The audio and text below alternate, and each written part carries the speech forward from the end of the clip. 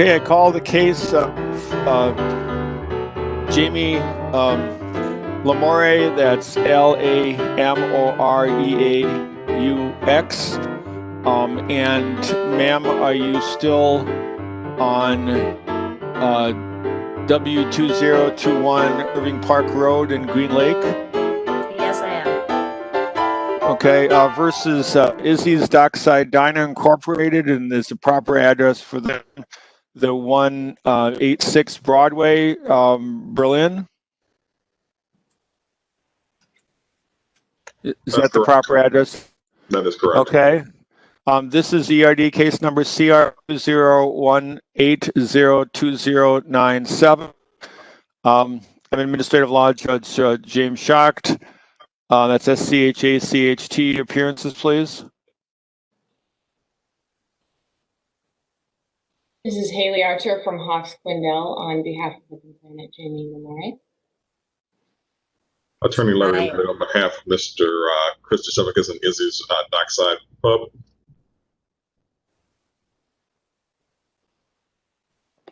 I am Jamie Lamoreaux.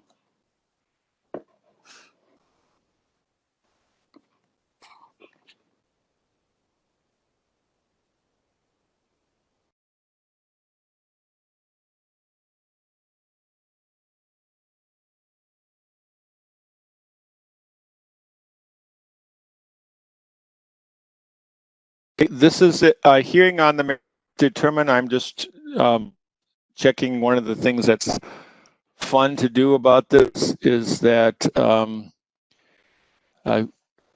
going through documents this ways are interesting. And I'm just wanting to make sure that I have this right. Your Honor, in the interest of having a clean record, I do want to say it's a probable cause hearing and not a hearing on the merits today. Yeah, and I put in the thing, and all right, that's why I'm okay. I had it wrong in the okay.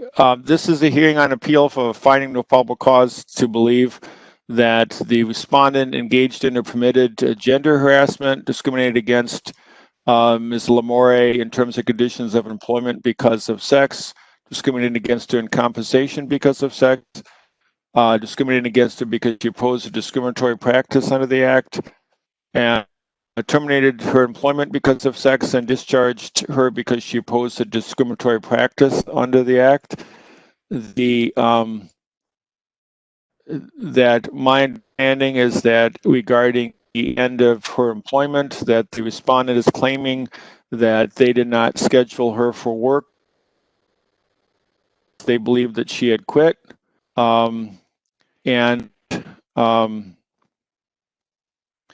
Is as far as the respondent concerned? Yes, that is correct. Okay, and so that my understanding is that regarding the discharge, that the complainant has the burden of proving that they believe that she had quit because of sex, or because of her opposition to discrimination, or that they did not in fact believe that she had quit because of sex or in opposition to discrimination. Is that correct? Would you agree that in a probable cause matter that that's your burden of proof, ma'am? I mean, Ms. Archer? Yes, Your Honor. Okay. Dealing with that's the first thing to deal with is that as far as the exhibits, my understanding is that there isn't a dispute about the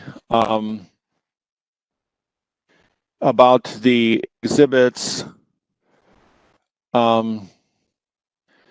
And first, just to indicate on the matter, just to check through there, that Ms. Archer, my understanding is he indicated that you wanted to use the complaint for some purposes. Complaints exhibit number 1 is the complaint and bait stamps, our bait stamps 001 to 004. You're wanting that marked, is that correct? Ms. Archer? Yes, Your Honor. And Yes, is there a stipulation to foundation regarding the complaint that it is what it appears to be, Mr. Lloyd?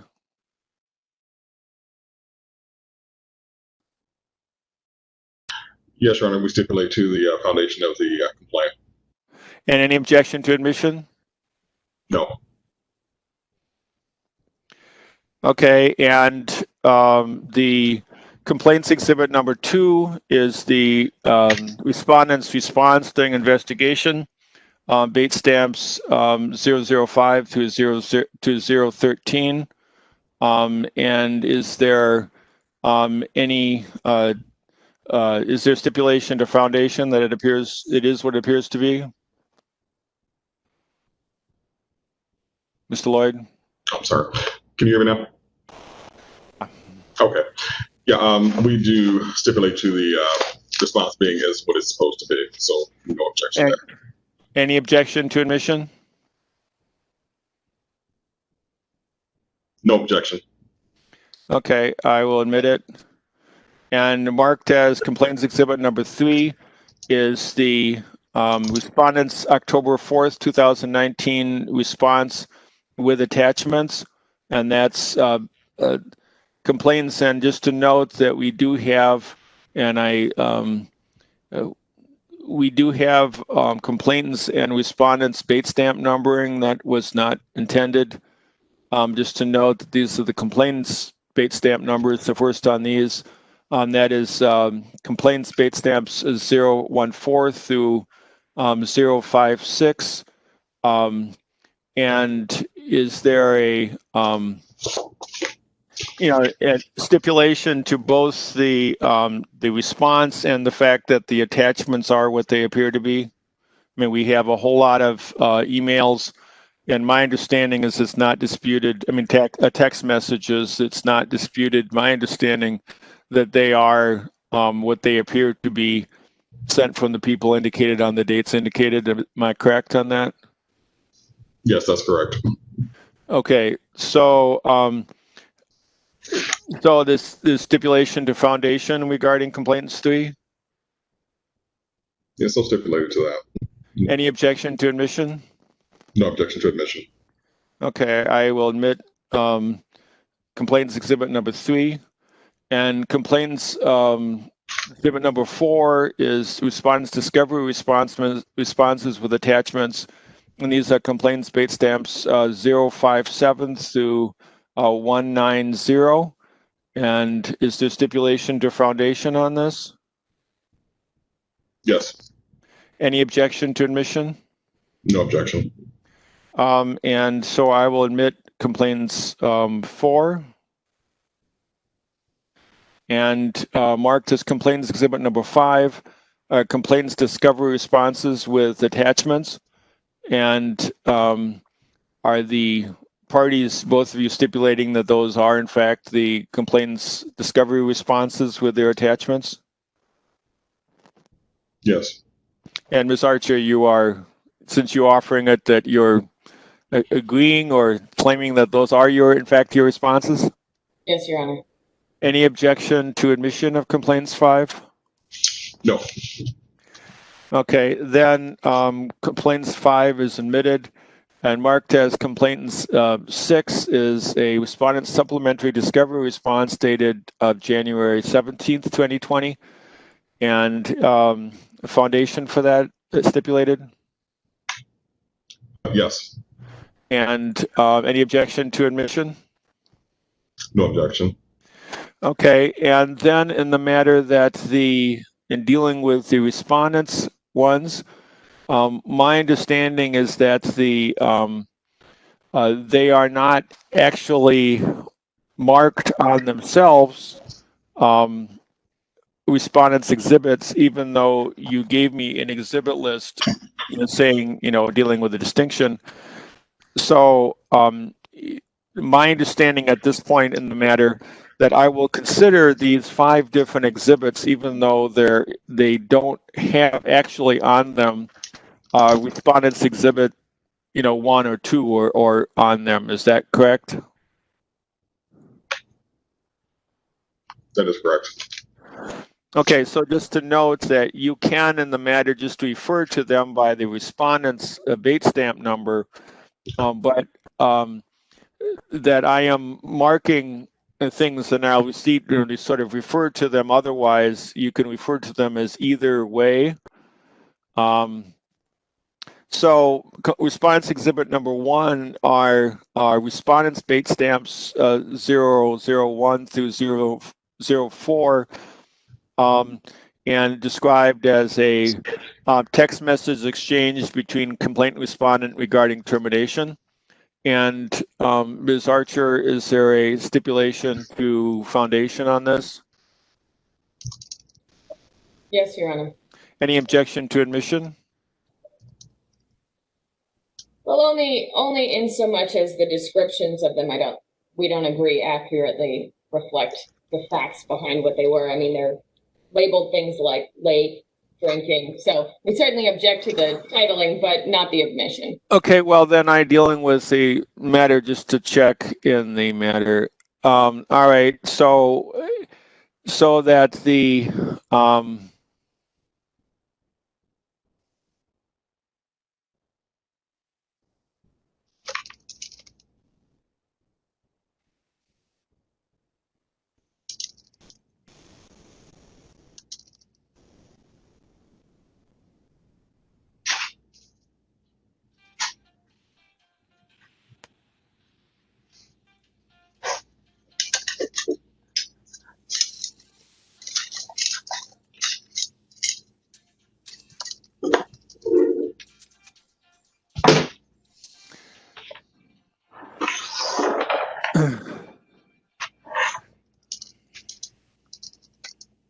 okay, well I'm just trying to figure out the matter.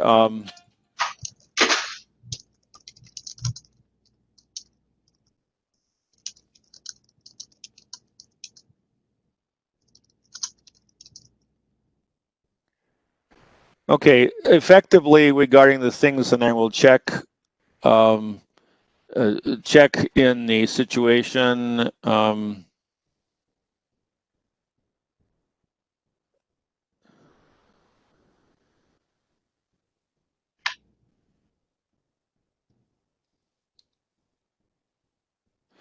I will just call it the matter treated as just a text message exchange, and not having the other part try to avoid things regarding the response exhibit 2. Does the regarding attendance issues, is that something which is disputed or which is you're viewing as an accurate description of that exchange, Ms. Archer? Your Honor, we will dispute that Miss Lamoreaux was late all of the times that they say she was late. She simply wasn't early, but we do dispute that, Okay, yes. I will just dealing with that, since that's disputed, that the description, I will just say another, it's another text message exchange, and as far as the description, I'm just ending it in that matter, and you can just refer to the exhibit. And my preference is that people do things by date or something rather than these, regarding situations. Okay, but it's a response bait stamps 5 through 13. And is there any objection if there is if the if I remove that categorization, do you have any objection with the to those in their foundation or relevance? No, Your Honor, no objection. Okay, so I'll remit response exhibit 2, and regarding response exhibit number 3, which is bait stamps respondents 014 through 019, is the regarding request to be paid something that is disputed? Your Honor, it's disputed that she ever requested to be paid before the date on which they agreed to pay her. That's disputed. But the Okay, admission well and then I will relevance- just again dealing with the just basically saying that it's just that exchange, and I will not characterize the exchange. You can argue about that. But with that, any objection to the admission of respondents 14 through 19? No objection, Your Honor. Thank you. Okay, I've admitted response exhibit 3. And what about the characterization of employee behavior on the job? Is that a issue? Is that a adequate or a disputed characterization of those pages of text messages? Are you referring to the ones that are labeled drinking? Well, just dealing with it 020, the ones that are marked as text exchange 20 through 25 of response exhibits. Insofar as they refer to behavior off the clock and away from work, we don't dispute that. But it's saying, okay, so, but the thing is, it says on job, and so that you're disputing that they were on job. They're claiming if they're out of work, then they're off job, right? Can you please repeat that question? I mean, my understanding is that you said that its statement regarding employee behavior on the job, and my understanding is you're claiming that these refer to behavior where she was not at work, right? Your Honor, I think so the exhibit lists it as regarding employee behavior on the job. I was looking at how they had marked it, which is just marked as the word drinking. And so okay, so we don't have any issues with it just being regarding employee behavior on the job. It was the characterization that seemed implied that she was drinking on the job that we would dispute. okay, well then in dealing with the situation, let me just, in what response exhibit is that on? Is That's that number what, 4. What bait stamp number? It's bait stamp R020.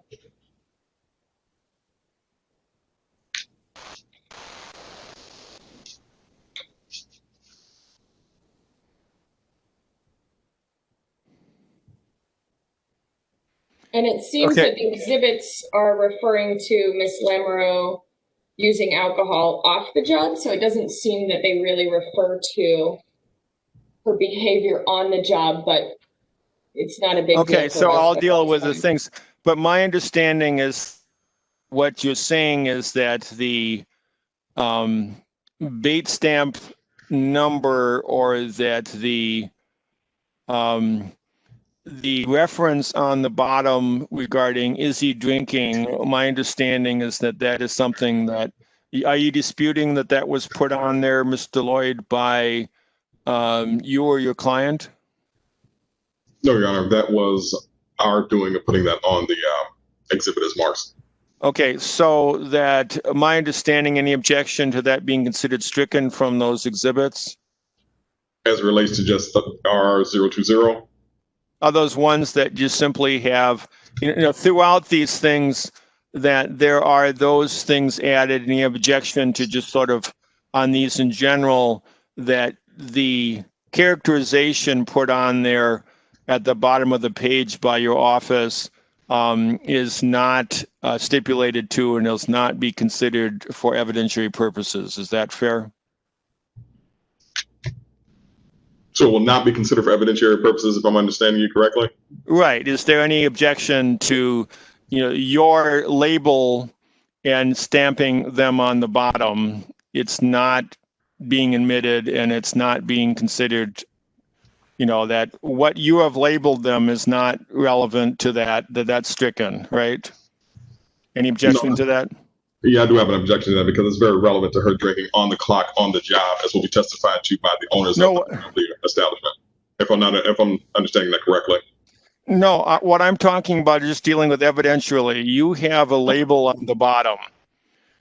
And I'm saying the fact that you labeled them that in and of itself is not it's not relevant and admissible, right? Because that's just your label of these texts.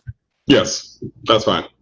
Okay, so for all of these, the label given by on the bottom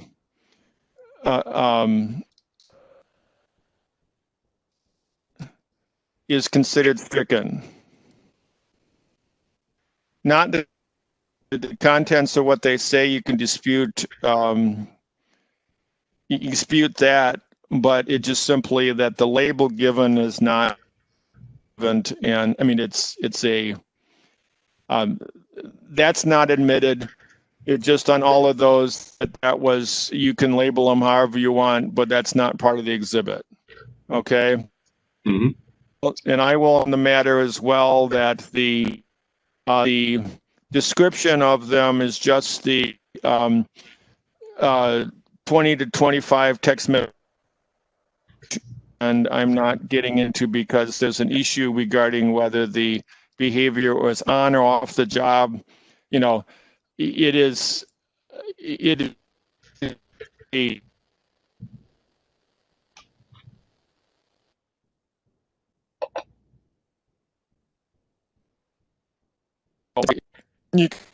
as to what that means.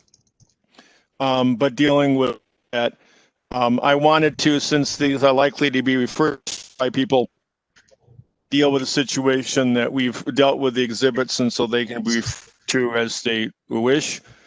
Then the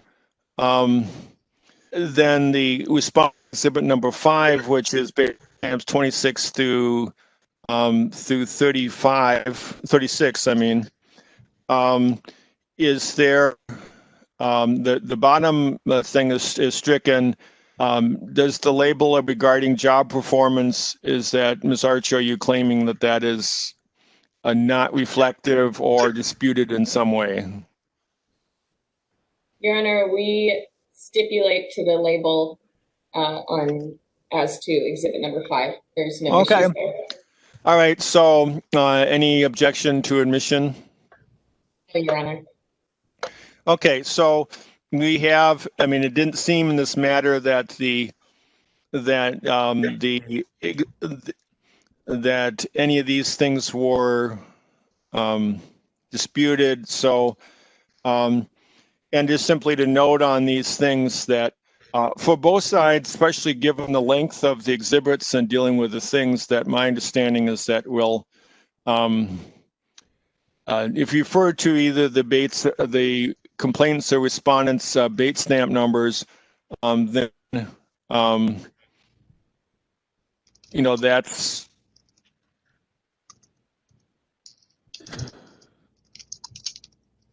we can tell to do commencing your client's testimony. I'm sorry, Your Honor, your audio was glitchy. Could you repeat that question? Sure. Is there any other anything else we need to deal with before commencing your client's? Your Honor, I've prepared a brief opening statement if you would like to hear it, but other than that, nothing. Okay. I in the matter that we have some. I am not a fan of opening statements in the situation. I think we have an idea as to what this hearing is about. I will give my understanding is that Mr. Lloyd was also, I just am not, I mean, my approach that what the hearing is about and issues is discussed at the pre-hearing, and we have as far as what the articulated reason for the action is. That my preference is that we deal with the argument after the hearing. Are you Is there an interest or a desire on both your parts to brief after this? Yes, for the complainant, Your Honor. Now, normally in this situation, it's 30 days simultaneous, no responses. Is there, unless there's, it would seem as though that the parties know at this point what they're disputing. Is that adequate regarding briefing? I believe so, Your Honor, yes. Okay. Any problem with that for you, Mr. Lloyd? No, Your Honor, not at this time. Okay. Also, before you get started, it is my understanding that Mr. and Mrs. DeSevicus are now trying to gain access to the room, but it's saying that it's locked. So initially I thought they weren't going to get out until afterwards, but now apparently they want to join. Okay, and so I will just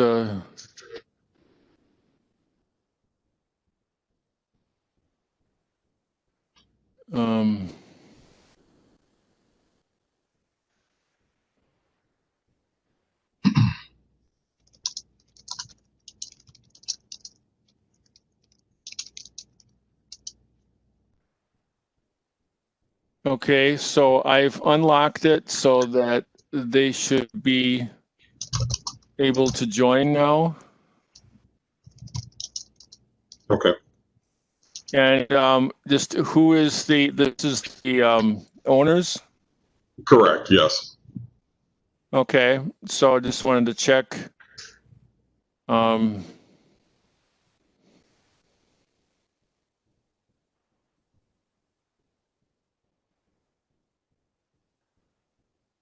Able to get on now? I'm messaging them now, so I will hopefully get a response very shortly. I do apologize. As I said, they initially weren't going to be on this morning, so I apologize. Well, one of the things that I've learned regarding this process is to not expect anything to go according to plan. That's my plan. Good advice, and it's Is certainly it working out this possible? morning. Is it possible for me to take a quick bathroom break before we start? Yes, it is. Go Okay. ahead. Thank you.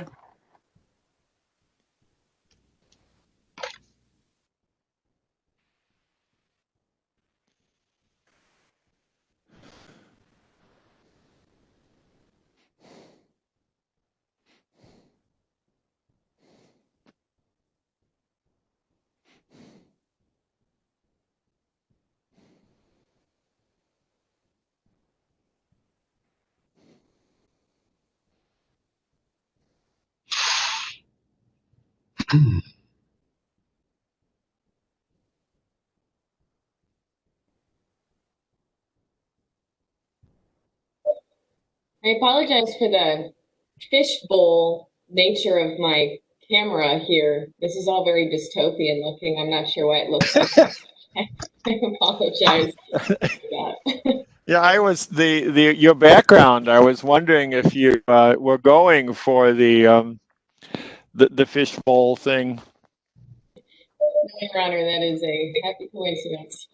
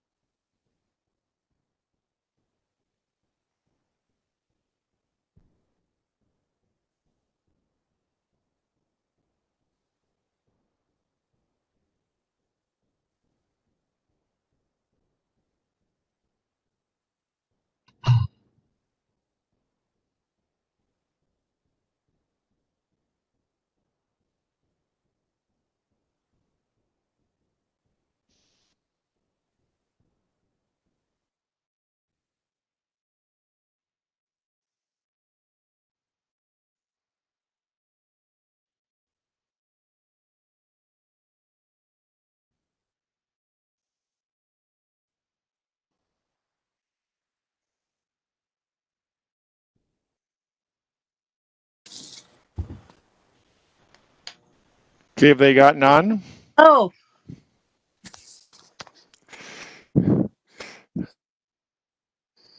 So That you sounds are like who she is. okay. Welcome. Okay, so that she's not not sure how she went through without my going through the waiting room. So and having camera, but there are many mysteries in life. yes. So so it was. All right, we're about to start the testimony, but it's a quick bathroom break here.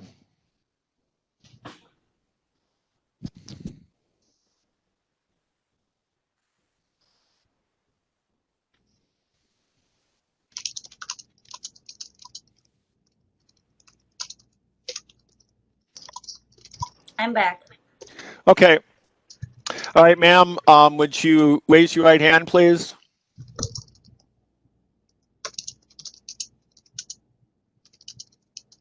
Ma'am? Me? Yes, because I'm just Oh. swearing you in. Oh, You don't okay. need to stand up because then I won't be able to. It Sorry, won't this be is my the first but. WebEx meeting. I'm not sure how they work. Okay. Okay. No, not you, the complainant, Ms. Lamoreaux. Okay, Ms. Lamoreaux, Yes. would you excuse me, Lamoreux, I'm sorry. Would you raise your right hand, please? Do you solemnly swear the testimony you're about to give in this matter will be the truth, whole truth, and nothing but the truth, so help you God? Yes. Okay. All right. Then, Ms. Archer, would you just.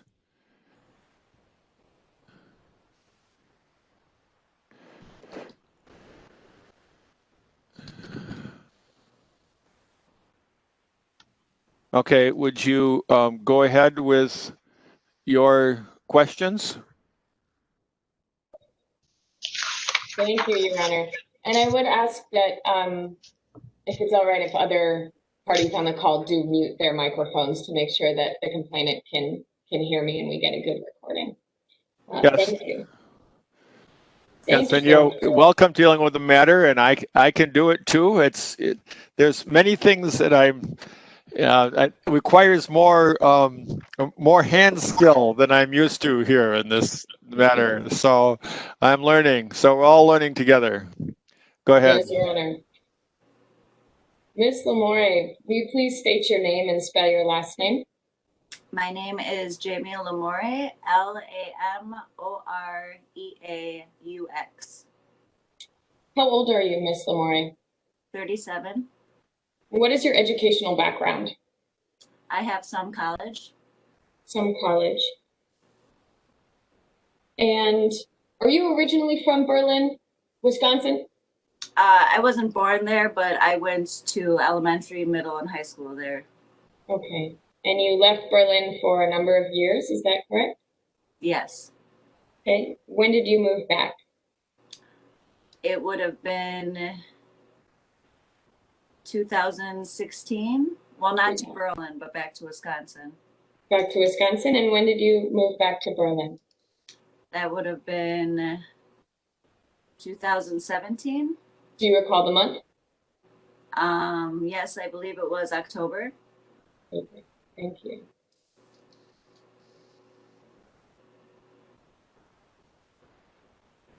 When did you become employed by Izzy's Dockside Diner? In October of 2017. What was your employment history prior to, what was your job, excuse me, can you strike that question? What was your job prior to Izzy's Dockside? I was a gas station clerk. Okay, and for how long? I think I was there about 3-4 months. Okay, and prior to that? Cook. How did you learn about the job at Izzy's Dockside Diner? When I had moved back to Berlin, I had moved in with my aunt, Denise Nelson, and she was friends of Chris and Aisha's. She informed me that they needed a cook. And how did you meet Chris?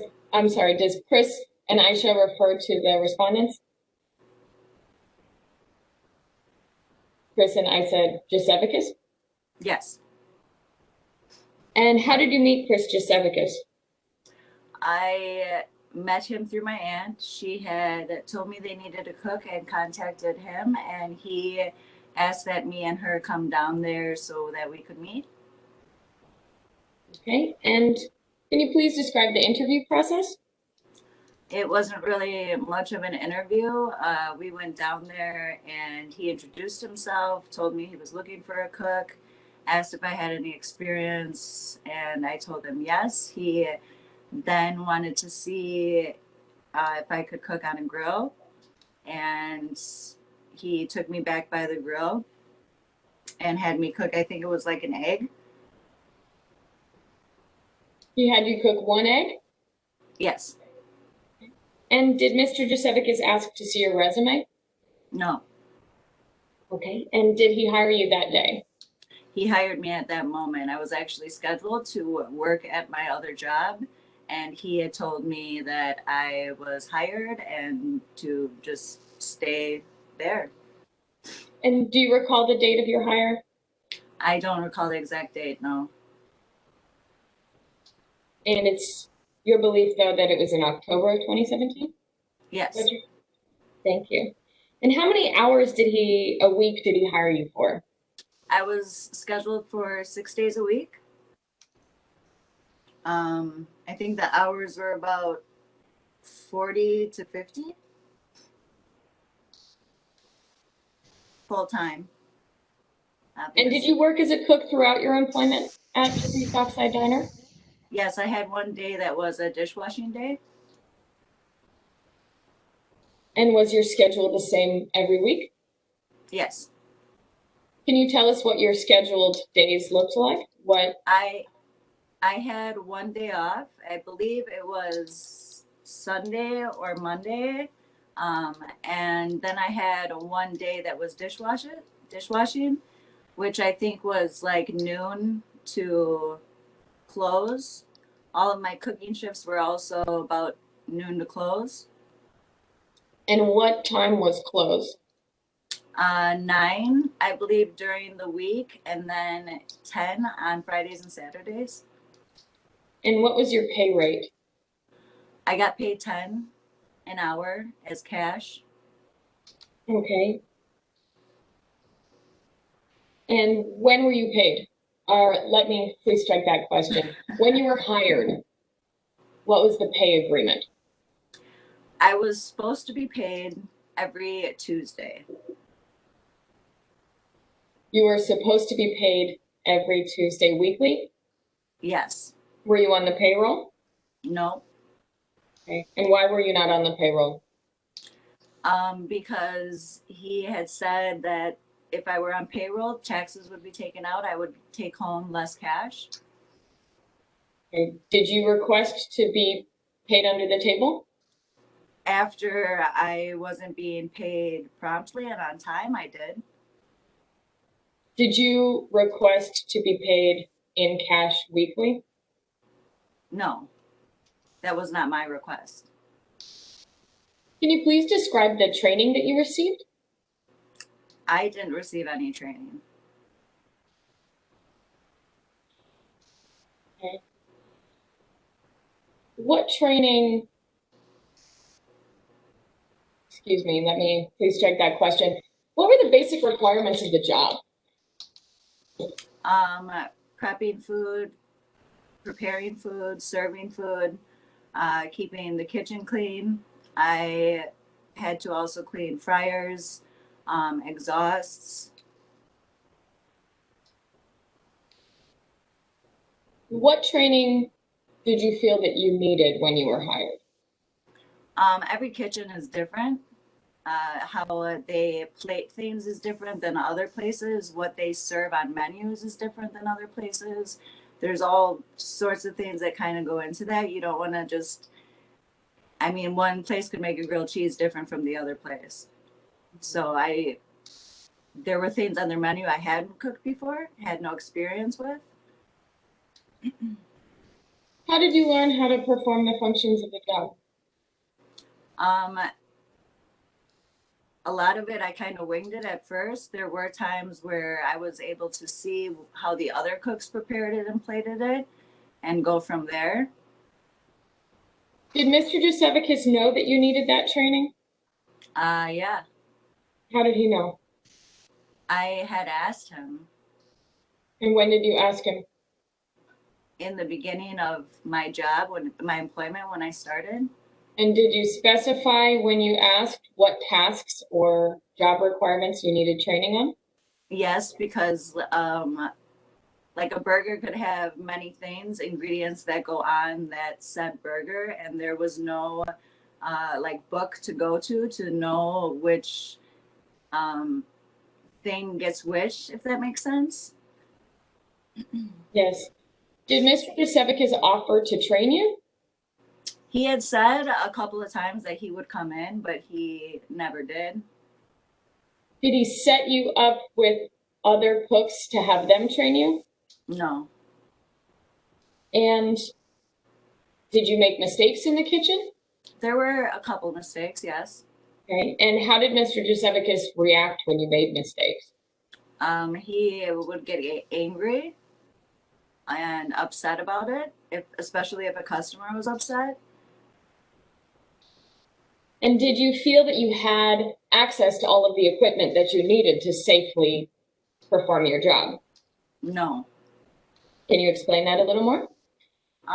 There were, for when I had to clean the grill example, I had to do that at first barehanded, which is really hard to do when you're cleaning off the top of a flat top that's super hot. He should have had some sort of gloves there.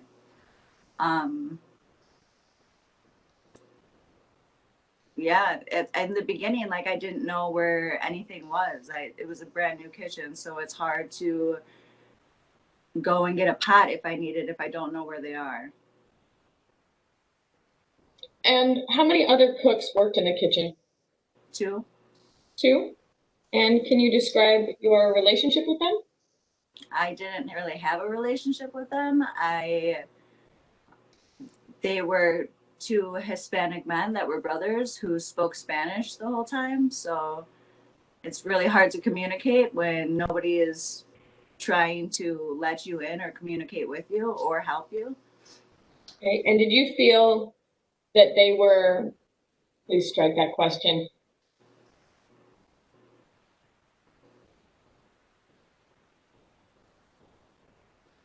Do you feel that Mr. Giusevicus held you to the same standards as them?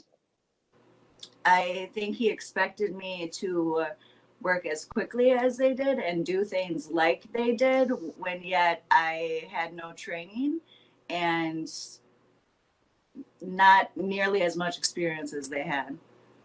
And do you know how much experience they had?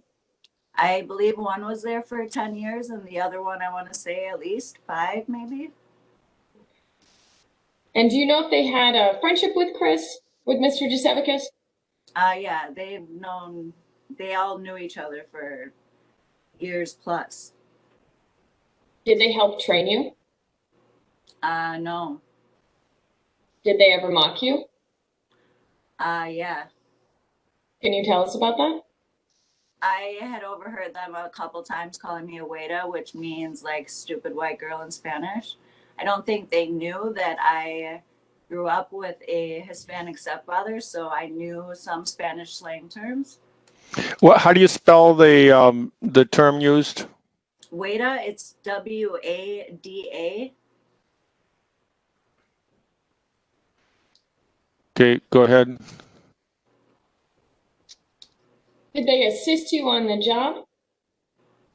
No, when I first started, they showed me some of their techniques or how they would cook hash browns per se, but they never like really, it wasn't like a training or a very like helpful tool. It was kind of like if something came up in the beginning, they were polite and would show me 1 or 2 things, but that was about it. Did they ever assist each other on the job? All the time. They were brothers and had been there for years, so they were kind of a team.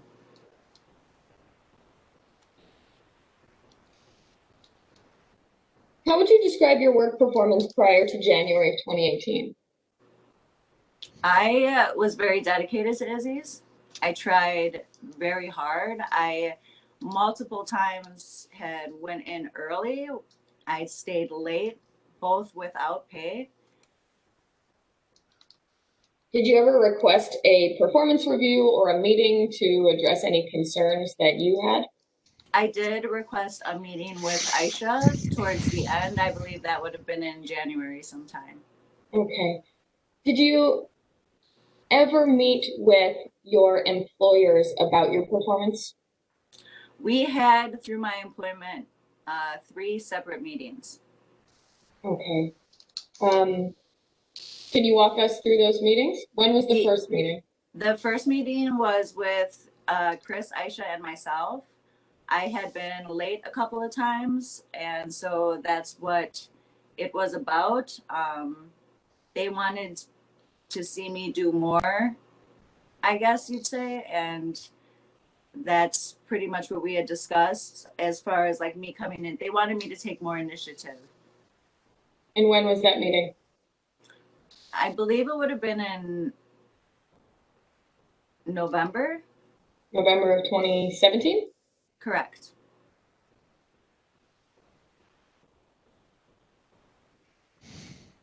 Were you ever disciplined at work? No, I had a dishes shift that was taken eventually, but that would be the extent of discipline. Did you ever receive any write-ups?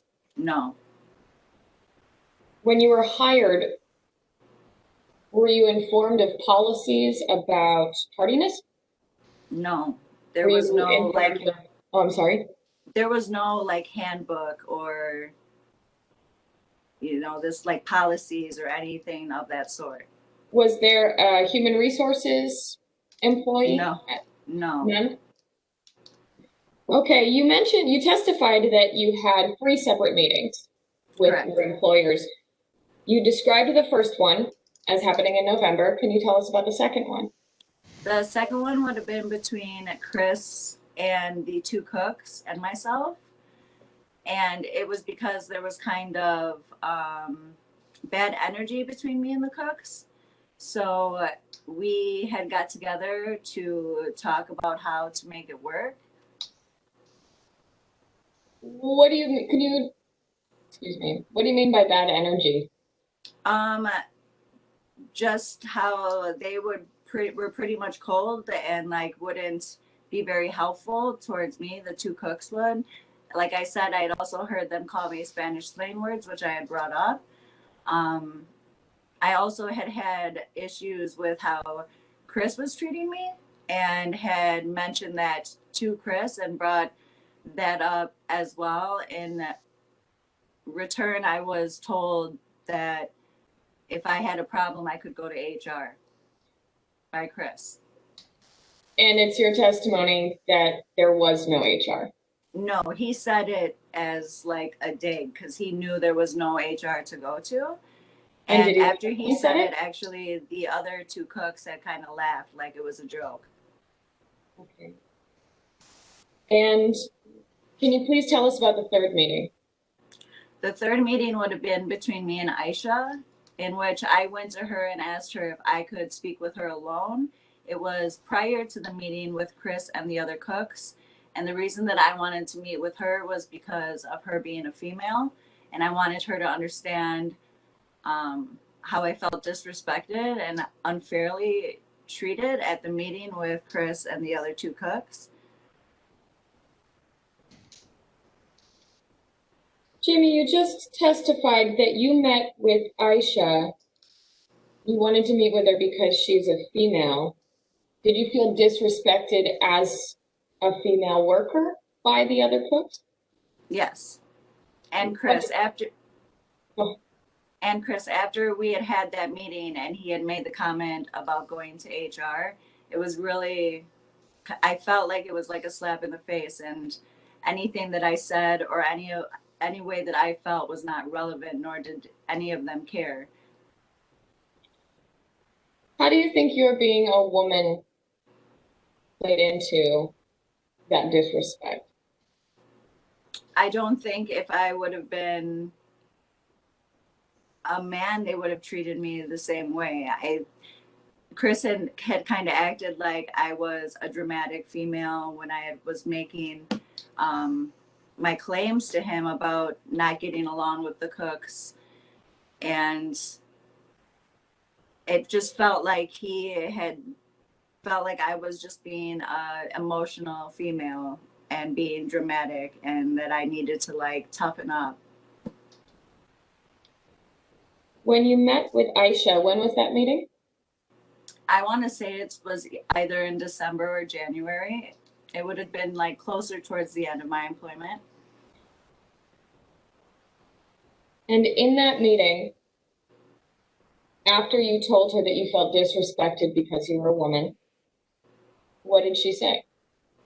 She did take everything I said seriously. She said that she would have talked to them and that we were going to try and resolve it, make it better.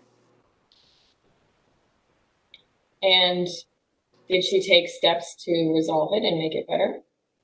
I don't know if she did. Things didn't get better. So, but it's hard for me to say if she actually spoke with Chris or the other cooks because there's no way for me to know. And after your meeting with Mrs. Giusevicus, did the treatment by your colleagues improve? No. Did the treatment by your employer, Mr. Giusevicus, improve? No. Okay. Ms. Lamoreux, I want to go back to the question of payment. Please tell us again, what was your payment agreement upon hire with Mr. Giusevicus? I was supposed to be paid every Tuesday. Who proposed that arrangement? Chris did. Did he uphold that arrangement? The only time I remember getting paid on a Tuesday without having to even ask him or bother him about it would have been probably the first week. And that would have been the only time. When he did pay you, what time of the day would he pay you? Normally it was after my shift, in the evening, the nighttime. Did you feel like you had a sense of what days you would be paid? I felt that I had a sense in the beginning because he had agreed to pay me on Tuesdays, but as I said, it only happened once. And then from there on out, I always had to ask to be paid. And he actually, when he hired me, told me that he asked that I not bother him about being paid. Okay. Now, Ms. Lamoreux, I want to talk about several incidents that you alleged in your complaint and in the subsequent submissions to the ERD. First, I want to ask, did Mr. Giusevicus ever treat you differently than the men who worked for him? Yes. In your complaint, okay, my exhibit. In your complaint,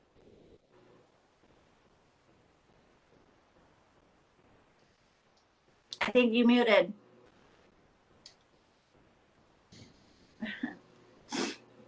excuse me, I'm so good at muting that I did it by mistake. Thank you. Thank you, Ms. Lamoreaux. In your complaint, I will direct your attention to Exhibit 1, which is numbered ERD C003. Let me know when you're there.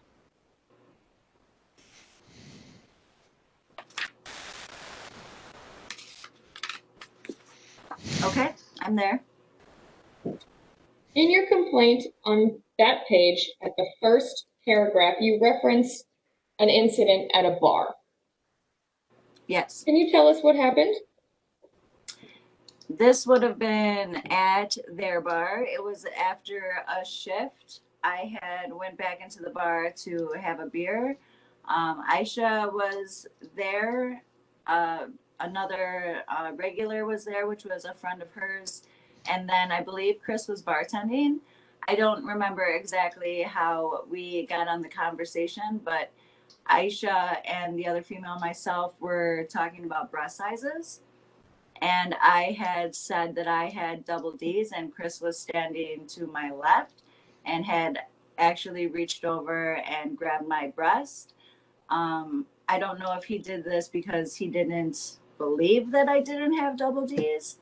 I didn't actually say anything to him at the time. I kind of looked at Aisha and she didn't say anything either. And then we kind of continued our conversation. And why didn't you say anything? I was still fairly new at the time. I don't know. I think I really wanted things to I wanted to befriend them. And Aisha was standing right there, who is his wife. So I figured she would have scolded him, if anything.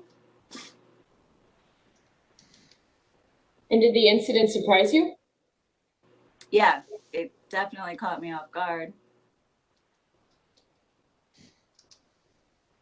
Also, in subsequent submissions, talked about an incident that occurred around New Year's. Can you tell us about that?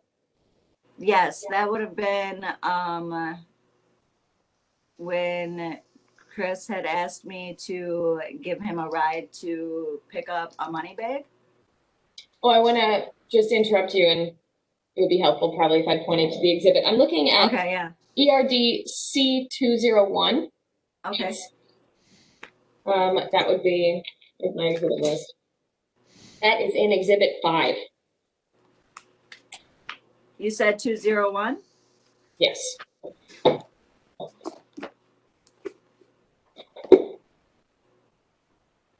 Okay, I'm there.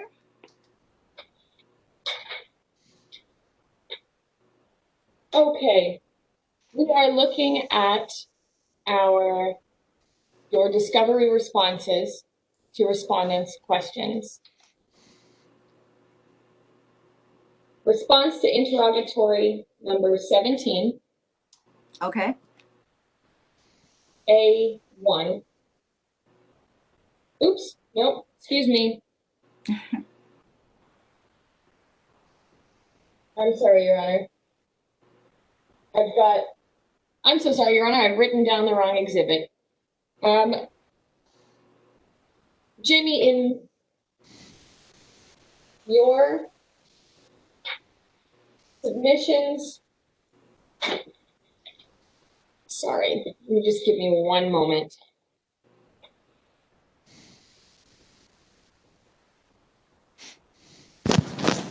Jamie, in your submissions, the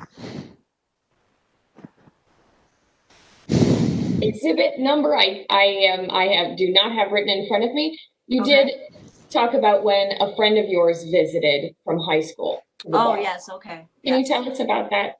Yes, I was again after a shift. I was in the bar having a drink, and I ran into a friend of mine whose name is also Jamie. I went to school with, and her and I began having a conversation. Chris was there and had been drinking. She had told me that Chris was kind of annoying her and bothering her, and she just kind of didn't want it to catch up and talk, us girls, away from Chris.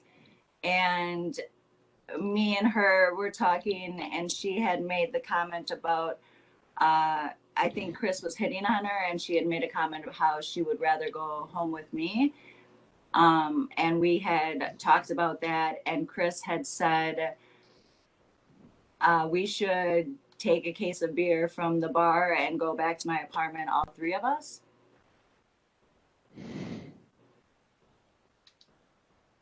This is on the exhibit number. It's C204.